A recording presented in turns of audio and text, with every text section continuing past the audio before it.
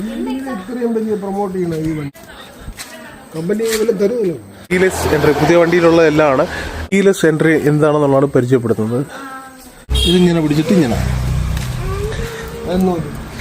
Okay, press ചെയ്തോ.